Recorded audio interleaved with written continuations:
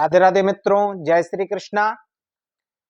देखिए, आपको हमने पिछली वीडियो में बुधवार के व्रत के विषय में बतलाया था। अब हम गुरुवार के व्रत के विषय में बतलाते हैं। बृहस्पतिवार, काफी लोग गुरुवार का व्रत रखते हैं लेकिन कोई फल नहीं मिलता। काफी समय से रखते आ रहे हैं, केला की पूजा करते हैं लेकिन उनको व्रत का फल नहीं मिलता। उसका कारण क्या है? उसका कारण है शास्त्र विधि से व्रत को ना रखना। क्योंकि शास्त्र जैसा फल का विधान करते हैं वैसे ही व्रत का विधान भी किया है। अब हम मनचाहा तरीके से व्रत रखें और शास्त्र विधि के अनुसार व्रत ना करें तो उसका फल कैसे मिलेगा? शास्त्र विधि के अनुसार नहीं मिलेगा।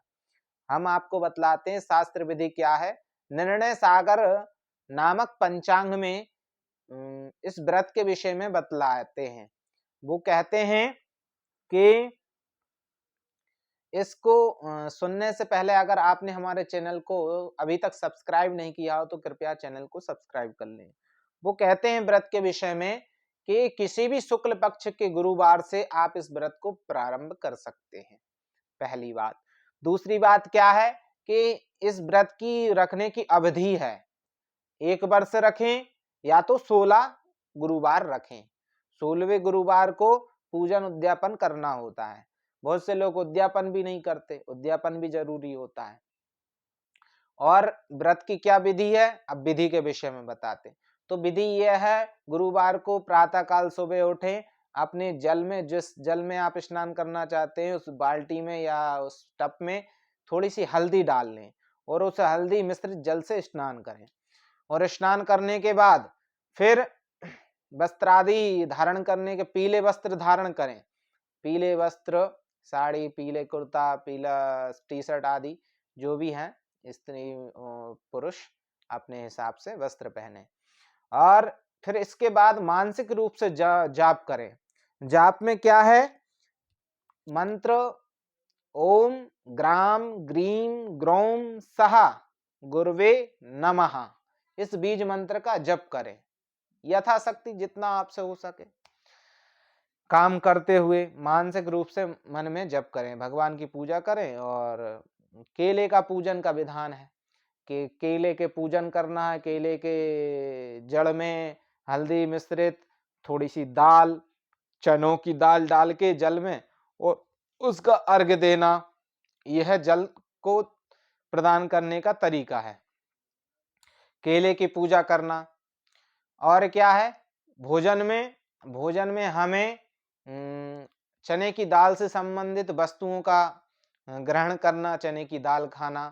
और चना मिश्रित रोटियों में चना मिश्रित दाल आदि मिश्रित करवा के और उस आटे को, मानी बेसन को मिश्रित कर लिया आटे में और उसकी रोटी खाना, तो वो भी आप कर सकते हैं।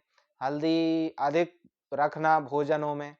तो आप यह भोजन पदार्थ ले सकते हैं, पीले फल आदि आदि। और यह सूर्यास्त के बाद भोजन करना, इस बात का भी ध्यान रखना, सूर्यास्त के बाद ही भोजन करना।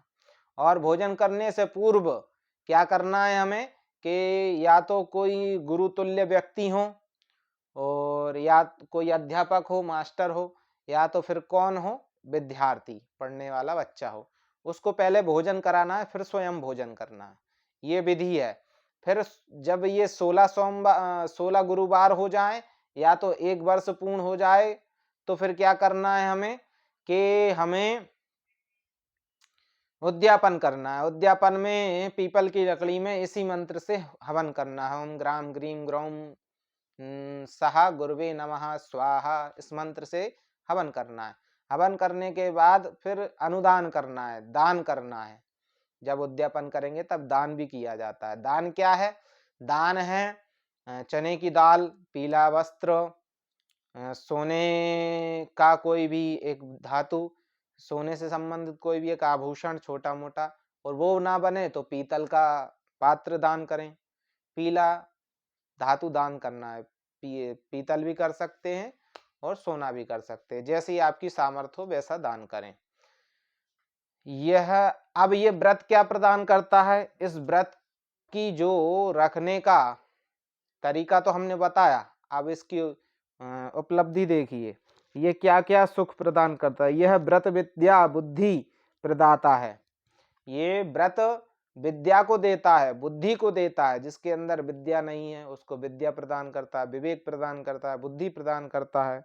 इस व्रत के प्रभाव से व्यक्ति की व्रत बुद्धि और विद्या बढ़ जाती है। उच्च पद प्रदान करता है। किसी सरकारी नौकरी में जॉब है लेकिन अच्छा पद नहीं मिल रहा है, जबकि सामर्थ्य है कि भाई पढ़ाई इतनी की है, इतनी योग्यता है, लेकिन अच्छा पद ऊपर नहीं मिल पा रहा, तो इस व्रत को रखेगा तो उसे अच्छा पद प्राप्त अवश्य ही होगा। और क्या है, धन संपदा स्थिरता रहती है। आपके जो धन संपदा है वो स्थिर नहीं रह रहा है, पैसा आता है चला जाता है, आता है चला जाता है, तो इस व्रत को रखने से धन संपदा स्थिर रहती है। ये शुभ फल है इसका, इस व्रत को रखने का ये फल है। और दाम्पत्य जीवन अगर गड़बड़ हो रहा है, बिगड़ गया है, पति पत्नी में लड़ाई हो रही है, झगड़ा हो रहा है, तो इस व्रत को रखने से पति पत्नी में प्रेम बढ़ता है, दाम्पत्य जीवन सुखी होता है। और सुख समृद्धि को बढ़ाता है, सभी प्रकार की सुख समृद्धि को बढ़ाता है, हर प्रकार की समृद्धि को बढ़ाता है, वैभव को बढ़ाता है, घर आदि को बढ़ाता है, समाज में सम्मान को बढ़ाता है। यह व्रत सभी कार्यों में सबसे उत्तम है, गुरुवार का व्रत, इसलिए काफी लोग इस व्रत को रखते हैं। यह व्रत शास्त्रोक्त विधि पे रखने पर ही उत्तम फल प्रदान करता है, इस बात का सदैव ध्यान रखें। इस गुरुवार के व्रत के विषय में हमने आपको बतलाया। जय श्री राधे, जय श्री कृष्ण।